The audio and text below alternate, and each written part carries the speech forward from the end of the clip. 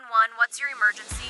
5, 4, 3, 2, 1. Welcome to the PIO podcast, a place to discuss all public information related topics for police, fire, EMS, and local and federal government organizations. It was a good learning experience for a lot of us that social media is not real life. But we have to remember the media are very rarely a target audience. They're simply that conduit.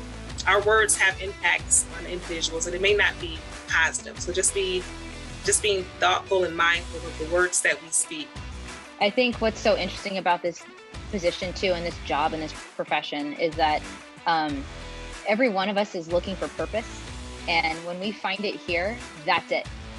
To know is that a crisis for one is not necessarily a crisis for another. Welcome to Season 3 of the PIO podcast. We've added a bunch of new content for this season. We have a video blog, we will have enhanced social media, and we will be running a Patreon. So before we begin, a quick note from our sponsors. This episode is sponsored by the Social Media Strategy Summit, the leading provider of social media education. They host annual events designed specifically for government communications professionals like you to help you build and engage your communities through social media. Visit their website at socialmediastrategiessummit.com to learn more and use promo code PIO podcast for 10% off of your registration. Sit back, relax, and enjoy the next episode. Today on the PIO podcast, we have Jeff LaRusso. He is the PIO for California Fire and Riverside County Fire Department. Jeff, welcome to the show. Hey, thank you very much. It's my pleasure to be here. So, Jeff, I did a little bit of research on you, and you sent me your resume, so I appreciate that. It helps. You have worked a variety of wildfires and disasters as a PIO, and not everybody can say that. And a good friend of mine who's a fire department deputy chief in Indiana said, you want to learn how to be a good PIO? Go shadow a PIO in California during wildfire season, and you'll really learn. That's one of the reasons why when I saw your resume, I'm like, oh, I definitely got to get Jeff on the show. We're going to talk about a lot of specifics in the interview, but when you first became a PIO, what did you find the most challenging? That's a really good question, because I really thought about my beginnings over the last 6 months or so. Basically figuring I'm about a year and 10 months away from retiring. So as I was thinking about starting as a PIO, and I got a very late start about 12 years ago. But when I started thinking and reflecting on that, what I really realized was that our business, public safety, we always expect 100% in everything that we do, and we don't want to accept less than 100%. And I think when I became a new PIO, I think what I really had to get away from was that I don't have to be 100% to my expectation every minute of every day. And what I mean by that is that we know that we're going to say things, we're going to do things that maybe don't always come out exactly the way we want it to. But as long as we're talking in terms that the general public understands, we're not trying to use lingo, we're not trying to be that Superman that when we open up our shirt has the big S on there, and we're just trying to be humans and communicate with people. I think that's what I really found the most difficult thing to do, because we're bred in public safety structure, we're bred terminology, we're bred all these things. And now as a PIO, you're trying to talk to your 90-year-old grandmother and trying to bring it down from what we've been taught all these years. And that was by far one of the hardest things for me to really get past. Yeah, you really do have to realize that you're talking to an audience with the average of, I think they've said you should talk in the language of like a 5th or 6th grader in order to get things across, which is odd for us because we're always in the law enforcement and public safety field. We're always in that everything's got a term, everything is an acronym. And it's very hard to get out of that mentality sometimes. Definitely so. And I like I say, I find myself, like I say, it's infant to me in the fact that I've only been doing this about 12 years or so. But even today, I still have a hard time trying to break away from that. But I do a lot of instruction for our department, a lot of our PIO classes. And one of the things that I try to preach to everybody is, like you said, talk to that 5th grade level, talk like you're talking to your 85, 90-year-old grandparents, and just be human. I agree with that you need to have that human factor. It's gotta be able to come through the camera, gotta be able to come through the microphone to reach those people so that they know what they need to do in an emergency. So exactly. Let's talk about emergencies. So you handled the Woolsey fire in 2018 in Los Angeles County and in Ventura County. You were the lead PIO for that. So let's talk about the challenges this fire posed from the perspective of being the lead PIO. That was a very unique situation. The Woolsey fire started on the heels, I can't even say the heels, not too long after another fire that we had here in California known as the Camp Fire. The Camp Fire was up in Northern California, burned through Butte County, pretty much destroyed the town of Paradise. We had a lot of fatalities, a lot of structures destroyed by the fire. And we started behind that fire. So we were experiencing here in California a weird phenomenon here in Southern California known as the Santa Ana wind conditions. So we had very heavy winds. Santa Ana's, for those that don't know, the high and a low kind of goes over the 4 corner states, creates a tunnel effect coming through Southern California, gives us the opposite flow of our normal winds coming from the desert toward the ocean. And what that does is that brings that heavy wind as well as dry, low humidities. And that was exactly what we had on that day. And so when our incident management team got activated, I kind of had been going with this team, not as their lead PIO, but just kind of helping out. The lead PIO was out of state on vacation. So she had called me and said, hey, if we get activated, can you take my team for me? Well, lo and behold, I'd no more than said that. And it wasn't too long after that we get activated for an incident. And I'm only about 2 hours away from where this incident was. So I was able to get there relatively quick. And what I found was you had 3 major players. You had Ventura County Fire, you had LA City Fire, and you had LA County Fire, all in unified command on this fire that was burning, being pushed by 60, 80 mile an hour winds with humidity down in the low teens and single digits. And that was at nighttime. And so, that fire was really, really moving. And, we had a lot of evacuations taking place. We knew there were a lot of evacuations coming up, and trying to get a hold of 3 agencies, PIOs, and get them all in one spot to kind of figure out what they'd already done, what they wanted to do moving forward, how we could help them, how they could help us. Trying to do that initial organization was really a handful. Generally when we get activated for an incident, it may be another CALFIRE incident, or it may be another incident that we're doing somewhere else where we have local government, but we don't have 3 major fire departments all involved at one time. And so there were a lot of politics involved, a lot of other issues. But, one of the main issues was the fact that that's in the Southern California media market. And the Southern California media market's the 2nd largest media market in the country. So, we had to battle a number of things right off the bat and try to get a level playing field for everybody involved. Interesting. In that fire, how many? So was it just the 3 PIOs for the county and that were involved in that, or were there a lot more? No, there were a lot more right at the start. LA County had several. I don't remember off the top of my head how many people they had assigned. LA City had several people assigned, and Ventura County had several people assigned. But when an incident management team comes in like we did, all of that has to now fall under the umbrella of one unified message coming from the IMT. And, trying to reel in what LA City had, what LA County had, what Ventura had, wasn't a challenge in the fact that, we all work cooperatively. We pretty much know each other. And it's easy to kind of put the pieces together. But geographically, it was a little bit different because everybody was in different places.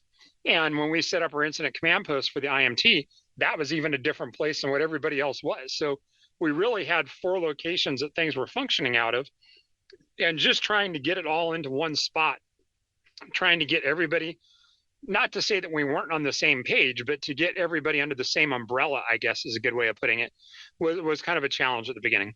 Let me understand this. You were running 4 separate incident management locations or JICs in different spots?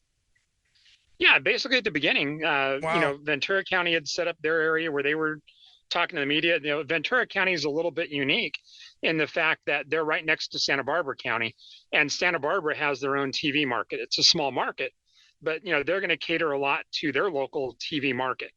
And then LA City, LA County, and Ventura, all 3 of them, all are part of the LA media market. So, everybody had set up different locations and trying to, like I say, get everybody together. Took us probably the first, from the time the team got there, that's how we spent probably our first day, was trying to get everybody into one spot, trying to get everybody with one unified message, so that as a team, we were giving the same information regardless of which PIO, which agency they represented. Gotcha. Okay, great. So let's talk about the Thomas fire in 2017, because when I was reading this, that you were in charge of 70 PIOs. How do you? No, I wasn't necessarily in charge of 70. I was part of that team. I want to make sure we get that clear. Okay. I was part of that 70, but my little function had 6 people. We can talk about that when you finish with your question. I'm sorry for interrupting you. That's okay. No, the clarification is great, because how do you, managing 2 people sometimes can be hard in a crisis. Managing 6 and making sure the messaging is all right. How do you go about that? Well, kind of backing up just a little bit of history on CALFIRE and how their incident management teams work.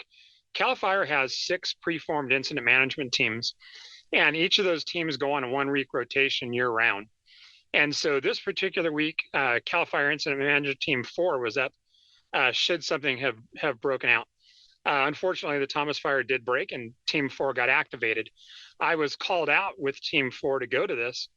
And when I first got there, again, in the Ventura, LA County area, when that happened, again, 2 hours from my house, I was able to get there in a reasonable amount of time.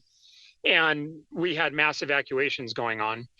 We evacuated pretty much the entire city of Ventura. And when all that was going on, we knew right off the bat this was going to be a dynamic incident. We had, again, major structure loss. We had some fatalities on the fire. So we had to really start ramping up. And from my perspective, the side of the PIO function that I was running was all of our document production. So if we were doing incident updates, if we were doing press releases, anything that came out in written form, that fell into my shop. And so basically what we do when we have these large incident management teams that come in, and our incident management teams are about 58 preformed or pre-designated folks that go in and start doing this, then we start building our own shops. And so when we started building up the PIO, we really had to follow like an ICS structure. We had to branch things off. And so, you had a media branch, you had a document production branch, you had a field branch, you had a branch that was going specifically to evacuation centers. And so in my little branch, what we were able to do was take a trailer at our incident command post and try to keep it within, span of control, where we didn't have, a lot of people working under one person and you couldn't keep track of what was going on. And so I had all that documentation where we were producing anything that went out to the media advisories, press releases, anything that went out to the public, whether it was something we were putting up on trap lines, whether it was something we were taking to evacuation centers. And so it was like you say, we had a little over 70 at our peak assigned to the incident and the various functions. But the way we were able to get through that was by being ICS purists and really going along with that guy that's the lead. He's in charge. He branches down to other functions, and you keep that good span of control. And was it a challenge? Yes, it was a challenge for me as a lead on the Woolsey fire. I'm sure it was a challenge for Steve Kaufman, who was the lead on the Thomas fire. And that's something that we work with on a regular basis, unfortunately, over the last several years here in California with the number of wildfires that we've had and as large as they've gotten. But, keeping that within that ICS structure is key. So that would have gone to my next question. So you've already answered that. I was going to ask you why ICS structure is so critical in managing an incident. You just answered it exactly, which is perfect. Thank you. So talking about the wildfires that have happened in the past, and with this atmospheric river right now that is hitting California and upstate at Portland and Washington, how do those wildfires, how is that impacting you guys now? It's funny because, there's a saying, particularly here in the western half of the U.S., that every year is the worst wildfire in history, right? Next year is going to be the worst. Next year is going to be the worst. And, in all reality, this year was a very slow year for the state of California. Yes, we did have some wildfires, but not like we'd had over the past 5 or 6 years. We have had an inordinate amount of rain for what we get in California. The rest of the country laughs. They're going, you guys had 5 inches of rain? Geez, we get that in a day sometimes. For us, that's a lot. And we've had a few storms come through that have dumped quite a bit of rain. I heard a report this morning that they're saying that the drought that we were in is now starting to go away. Some of our reservoirs are starting to go up. And what scares me about that is that creates growth of all those annual grasses.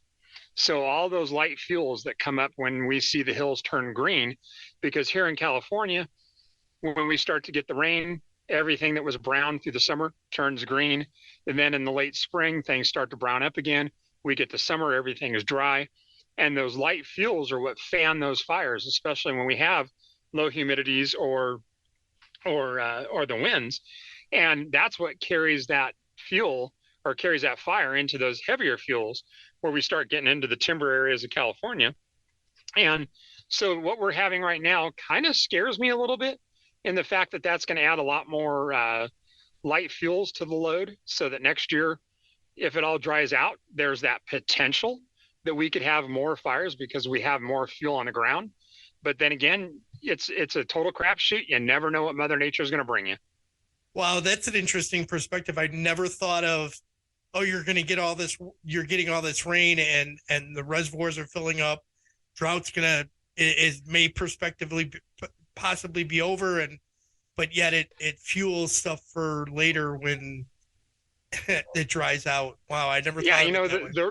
The reality behind all of that is that, I hate to say it and put it into these terms, but I don't know how else to do it. We're damned if we do and damned if we don't. So if we don't get any rain, we're all complaining that everything's extra dry because we haven't had any rain. And it's going to be the worst fire season ever because we haven't had any rain. Then we get a lot of rain and we're worried about all the growth that comes in on those light fuels. And we're going, it's going to be the worst fire season because now we got all this extra fuel. So, it's a weird thing that we have. It's not just in California. It seems to be a lot in the Western states. But, I'm speaking on behalf of California. This is where I've spent my career. And, it's one of those things where I look at it and I go, I don't know what the answer is. It's just wait and see what happens. Do your best, tackle it, and make sure that when you're communicating with folks, you're doing it in a way that they understand and giving them the best information you can give them at the right time. Yeah, that's the best way to look at it, I guess. It's a healthy mentality to have for it, which we'll get into shortly. Let's talk about dealing with the media. You brought it up that you're in a number 2 market in the country for the media. So how is dealing with the media that always wants to be on breaking news and getting things first, and not necessarily accurately, how is dealing with that as from a PIO perspective? It's really interesting in our market. And, the agency that I work for, Riverside County Fire, we are kind of a combined department where we contract with CALFIRE for their staff. So I'm able to go out to a lot of incidents that CALFIRE has up and down the state. And, when I go to a smaller market, I see a totally different picture than what I have here in Riverside County, where we're in the LA market. And I don't think that they're really a lot different other than the experience level. The reality is that the media has a job to do. They want to get a story. They want to be the first one to put it on. But what I see with the more experienced reporters in the LA market, they realize, yes, it's important to be accurate. Yes, it's important to be first, but they realize accuracy sometimes is a little bit better than being first. And so they want to make sure that they're telling a story that isn't going to have to go back and be corrected later. because they have those years of experience. They're also answering to network television in essence. We have a CBS, ABC, and NBC outlets all here that still all answer to New York, and so they have to be pretty dialed on what they're doing. I would say their demands here are really, really tough, because in the LA market, we have almost 24-hour news coverage. You can turn the TV on as early as 4 o'clock in the morning, and there's a news on one of the channels. You can go all the way through about 1 or 2 o'clock. They might take a 1-hour break, and by 3 o'clock, they're back on the news again until 11 or 12 o'clock at night. So, we have probably a good 18, 19 hours of news coverage here, where one of the networks is on TV at any given time. So it does create a lot. They all have helicopters. They all fly those helicopters on a regular basis. So even if they can't get a field reporter, there's somebody in the sky telling the story. And we want to make sure, I think in PIO, we want to make sure that we're the ones telling the media the story, because we know that they're going to go seek out that story. And inevitably, the one person they're going to talk to if that PIO is not there is the one person we probably don't want telling our story. It's going to be that guy off the corner. Yep. That, that's going to tell a story about how it took everybody an hour and a half to get to the call, or, they didn't know how to, flow water out of the fire engine or whatever, because he's got his own made up world that he's living in. And we need to make sure, I think in any media market, but especially here, that we're out in front of it, that we're trying to be proactive, that when we do have a large incident that we know is going to draw media interest, that we're putting enough PIOs out there to deal with them. Okay, great. I'm going to switch gears here. We're going to talk about how to deal with self-care and stress when you have an incident of the magnitude of a wildfire that's hundreds and thousands of acres. How do you deal with that? Because if I'm not mistaken, you guys are on a day period or 28 days that you're assigned to a specific incident, and how are you managing your stress and your mental health? It's very difficult. CALFIRE as an agency has never really gone to what our local government folks do here in California. Our local government folks go on a 14-day schedule if we have a wildland fire. And so at the end of 14 days, if those resources are still needed, the engines will stay, but the personnel changes. So they'll bring people up, they'll swap out, those other folks will go home. In the CALFIRE world, our mentality has always been, you get activated, you stay there till the incident's over. And sometimes it can go really fast. Sometimes it takes forever. We were on an incident called the August Complex a couple of years back up in the central part of the state. And that was a little over 37 days that I was assigned to that before I came home. And so when you leave your home and you're gone for a month plus, look at all the things that you miss out on. You're missing out on birthdays. You're missing out on potential holidays, depending upon the time of the year. You're missing out on your kids going and coming home from school. You're missing out on, family events with the rest of your family, whether it's your parents, your brothers and sisters, whatever. And so when I'm kind of on an incident, one of the things that I like to do with the people that I have working under me is give them the latitude to take a little bit of time. If you need to take an extra hour or two in the morning to come in, if you need to take a little bit of time to call and speak to your spouse or talk to your kids, or it's your normal routine at 3 o'clock in the afternoon because your kids come home from school to talk to them, take the time to do that. We still have to remember that, yes, we have a job to do, but we have priorities in life. We have to take care of ourselves. If we can't take care of ourselves and our family, then we're not doing a very good job of what we're doing. So to me, I think one of the best things we can do in the PIO world on an extended incident, yes, we have a job to do. But yes, again, like I started off our conversation, we have to be humans. And part of being human is to realize that that staff that you have working for you is working very, very hard, putting in very long hours. Our policy within our department is that PIO is a 24-hour, 7-day-a-week job when we're on an incident. So, it doesn't become 5 or 6 o'clock and somebody calls our information line and you get a recorded information. We answer that phone 24/7. So, if I'm going to take the phone one night for the media information or for the public information, it's expected that I'm answering that phone at 2 or 3 o'clock in the morning, whether I'm asleep or not. And so, if we have a big enough incident, I can stagger resources so that I have people coming in later in the day that they can stay awake and answer the phone call. It depends upon that media market. And so, you fluctuate people's schedules, you allow them opportunities to have a little bit of free time.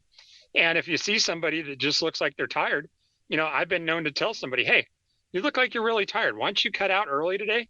Instead of being here till 7 or 8 o'clock at night, why don't you cut out at 3 o'clock? Go back to your hotel, have a nice dinner. If you want to go sit and watch a movie somewhere, go do that. Come back tomorrow ready to rock and roll.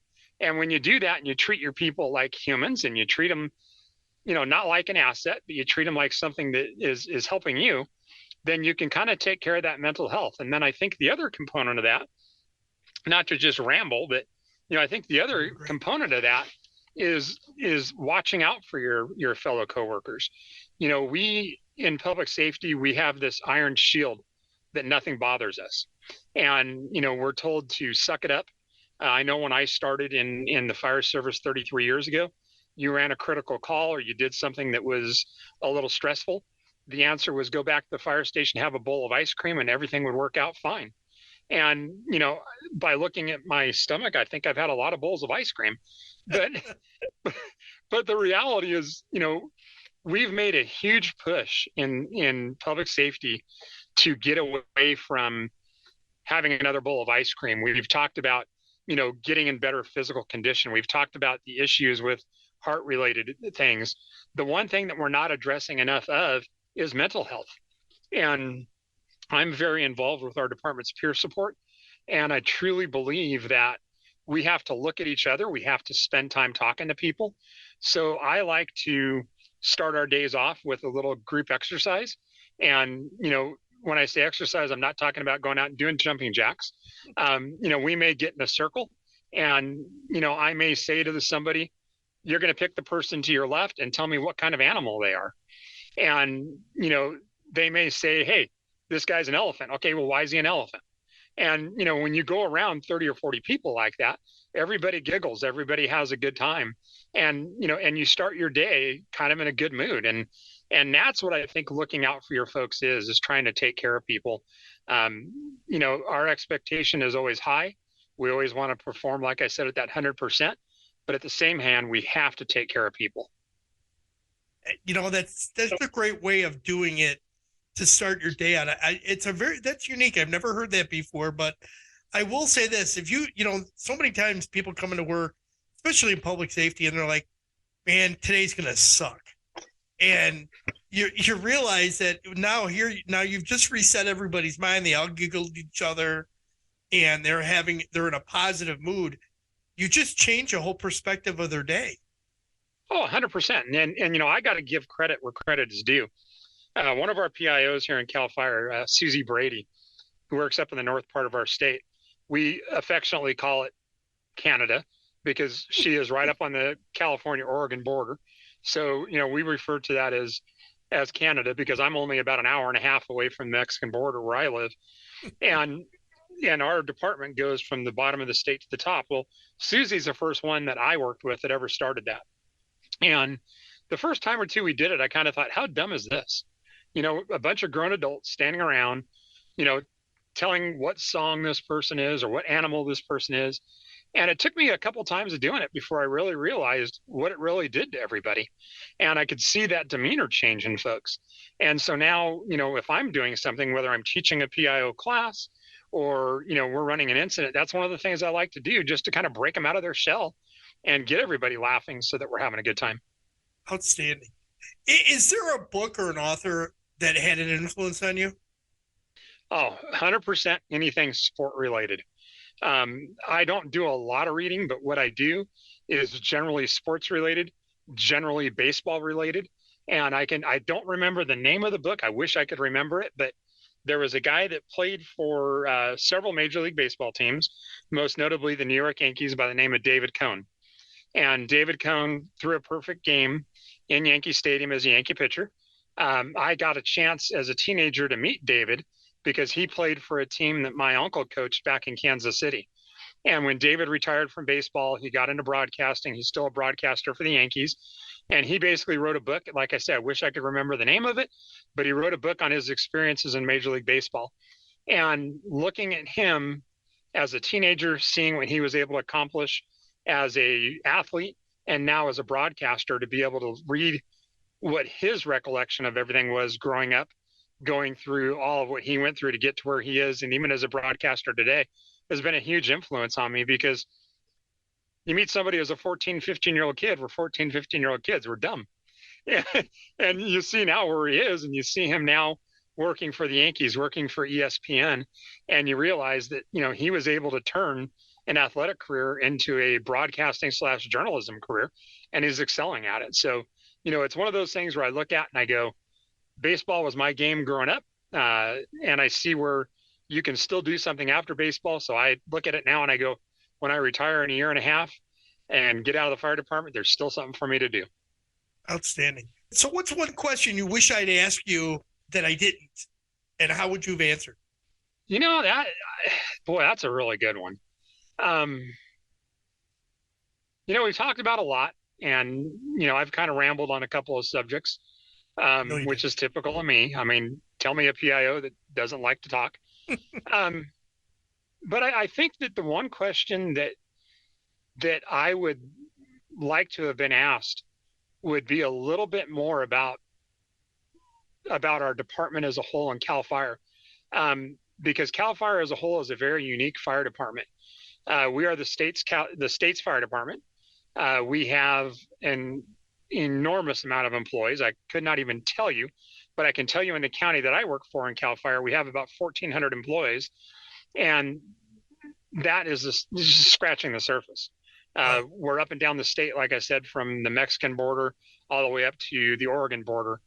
We have everything from fire engines to inmate hand crews to paid firefighter hand crews to bulldozers, helicopters. We have our own fixed wing air tankers. We have our own law enforcement bureau. We have so many things in this fire department that we could spend another hour just talking about what this fire department, CALFIRE as a whole, does. They have the responsibility of state fire training. They have the responsibility of the state fire marshal's office. So it is an enormously huge fire department that, if anybody is listening and wants to know what a very, very large, well-rounded, well-organized, all-hazards fire department is, look up CALFIRE, www.fire.ca.gov, and look at what they have to offer. Look at what they provide for the state, and you're absolutely going to be amazed. Jeff, you know what? I think I might bring you back and we'll talk specifically about CALFIRE. Yeah, what I'd really like to do is if you want to do that, I'd really like to turn you over to one of our state PIOs. I work for the county and work with them, but I'd really like to turn you over to one of the state guys to really, do that. Send me his info. So I can get that information. Yeah, definitely. All right, rapid fire questions. You ready? Sure, let's go for it. Texting or talking? Oh man, talking. I think we got the idea there. Yeah. Place you'd most want to travel to? The Caribbean islands. Coffee or tea? Neither. Soda. Adult drink of choice? Funny, I don't drink at all. I grew up a son of an alcoholic, and I grew up knowing that was not something I was going to do. So I don't drink anything alcoholic at all. Gotcha. Invisibility or super strength? Invisibility. Ask permission or beg forgiveness? Beg forgiveness. All right, Jeff. So what key points would you like listeners to take from this interview today? What I'd really like listeners to know is that, PIO world, our job is to relay information, but we have to have that with a certain amount of empathy along with it. It's not always our job to just stand up there and be the talking box that's talking to the media. It is our job to talk to the public, to reassure the public, to make sure that the public understands what's going on, at least as much as we can tell them, because obviously there are things that we can't release until a later date for various reasons, whether it's investigation stuff or whatever. But the reality is that we have to treat people, like I said several times throughout this interview, as humans, and have that side of empathy. And if you take nothing out of what I've said on our podcast here today, please go away with with the fact that as PIOs, it is not just our job to recite what we've been told, but to reassure the public that we are doing a great job at what we're doing, and that we are there for their interest and try to answer their questions, because they're the ones truly going through the emergency, not us. Oh, great way to sum that up, Jeff. Thank you. How can people best reach you if they want to connect or follow up? Best way to get a hold of me is via email. My email is Jeff, Jeff, LaRusso, LaRusso @fire.ca.gov. And I will add all that into the show notes. Jeff, thank you for coming on the show. It's been really enlightening, and I'd really like to get that coworkers information so I can talk more about CALFIRE. All right, Excellent. Jeff, thank you for coming on the show. Have a great day. Be safe. All right. Thank you very much for having me. Take care. Another huge thank you to the Social Media Strategies Summit for being a sponsor of the PIO podcast. Join their First Responders Summit this April or their Government Summit this May. Learn more about confirmed speakers and programming at socialmediastrategiessummit.com and use promo code PIO podcast for 10% off of your registration. We hope you enjoyed this episode. Be sure to subscribe to the podcast to get notified of the latest episode. If you are listening on a platform that allows reviews, please give us a review. We appreciate any review, good or bad. It helps us improve on each episode. Until next time, be safe.